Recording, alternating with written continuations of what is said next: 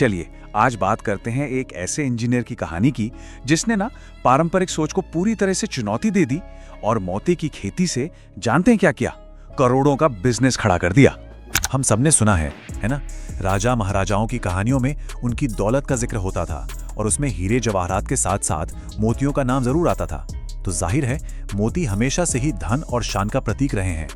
ये सिर्फ एक गहना नहीं बल्कि इतिहास का एक बड़ा हिस्सा है। पर क्या हो जब इस शाही बिजनेस को एक इंजीनियर अपनी टेक्नोलॉजी से एक बिल्कुल नया रूप दे दे? जी हाँ, ये कहानी किसी राजा महाराजा की नहीं बल्कि गाजियाबाद के एक सॉफ्टवेयर इंजीनियर जितेंद्र की है। इन्होंने टेक्नोलॉजी और खेती को कुछ इस तरह मिलाया कि एक ऐसी क्रांति आ गई जिसके बारे में शायद ही किसी ने सोचा होगा।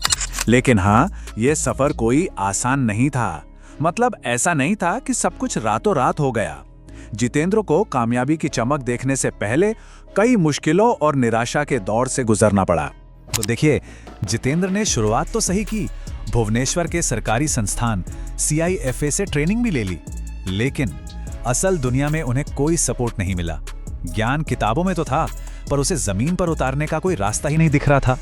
2009 से लेकर 2012 तक का जो समय था वो उनके लिए बहुत मुश्किल था, संघर्ष और शंकाओं से भरा हुआ।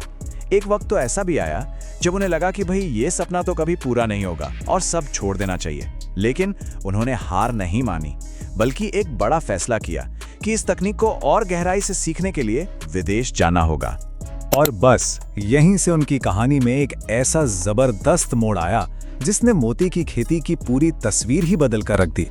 देखिए, पहले वो पारंपरिक तरीके से तालाब में खेती करते थे। अब इसमें दिक्कतें बहुत थीं। एक तो जगह बहुत ज्यादा लगती थी और ऊपर से चोरी और मौसम का डर वो तो हमेशा ही बना रहता था। फिर उन्होंने अपनाया ये नया आधुनिक टैंक सिस्टम।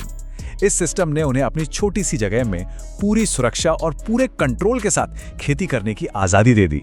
तो ये RAS टेक्नोलॉजी आखिर है क्या? असल में ये एक बहुत ही एडवांस्ड रीसर्कुलेटरी एक्वाकल्चर सिस्टम है और ये कोई ऐसी वैसी तकनीक नहीं है। ये वही तकनीक है जिसे हांगकांग और जापान जैसे विकसित देश कम जगह में ज्यादा पैदावार के लिए इस्तेमाल करते हैं।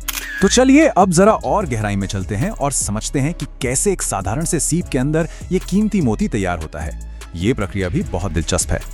जितेंद्र जो हैं वो 2 तरह के मोती उगाते हैं। पहले हैं डिजाइनर मोती। इन्हें तैयार होने में करीब 16 से 18 महीने लगते हैं और ये भारतीय बाजार में बिकते हैं। और दूसरे हैं एक्सपोर्ट क्वालिटी के मोती। अब इन्हें तैयार होने में थोड़ा ज्यादा यानी 24 से 30 महीने लगते हैं, लेकिन इनका बाजार पूरी दुनिया में है और मुनाफा तो कई गुना ज्यादा होता है। और ये काम कितने बड़े पैमाने पर होता है इसका अंदाजा आप इसी बात से लगा सकते हैं। एक सीप में सोचिए 6 मोती तक बन सकते हैं और एक टैंक में करीब 1000 सीपियां होती हैं। उनके पास 4 टैंकों का सेटअप है, मतलब एक साथ लगभग 4000 सीपियों पर काम चलता है। चलिए अब आते हैं कहानी के उस हिस्से पर जिसका शायद सबको इंतजार था, यानी कि पैसा। आखिर इस बिजनेस में लागत कितनी आती है और कमाई का समंदर कितना गहरा है? तो सवाल ये है कि अगर 4000 सीपीओ से मोती की एक पूरी फसल तैयार की जाए तो इसमें कुल खर्च कितना आएगा? क्या लगता है, क्या ये लाखों का खेल है या फिर करोड़ों का? इस पर यकीन करना थोड़ा मुश्किल है, लेकिन सच यही है। 2.5 साल के पूरे साइकिल में इन 4000 सीपीओ से मोती तैयार करने की कुल लागत सिर्फ और सिर्फ लगभग 2 लाख रुपए आती है। तो ठीक है, लागत सिर्फ 2 लाख रुपए। अब असली सवाल, इस निवेश पर मुनाफे की फसल कितनी बड़ी हो सकती है? और ये आंकड़े सच में चौंकाने वाले हैं। सिर्फ 2 लाख के निवेश पर कम से कम, मतलब बिल्कुल मिनिमम 50 से 60 लाख रुपए का शुद्ध लाभ। और अगर बाजार अच्छा रहा और मोतियों की क्वालिटी एकदम बेहतरीन निकली तो यही मुनाफा 1 करोड़ रुपए के पार भी जा सकता है। अच्छा, तो ये मोती सिर्फ भारत में ही अपनी चमक नहीं बिखेरते, इनका बाजार तो पूरी दुनिया में फैला हुआ है। चलिए देखते हैं कि इनकी मांग आखिर है कहां-कहां। सोने की ही तरह मोती भी एक इंटरनेशनल कमोडिटी है। इन्हें बेचने के लिए हांगकांग, टोक्यो और दुबई जैसी जगहों पर बड़ी-बड़ी प्रदर्शनियां और नीलामियां होती हैं। भारत में भी जयपुर ज्वेलरी शो एक बहुत बड़ा मंच है जहां दुनिया भर के खरीदार इन बेशकीमती मोतियों के लिए आते हैं।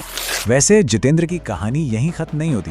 वो अब दूसरों को भी इस रास्ते पर चलने में मदद कर रहे हैं।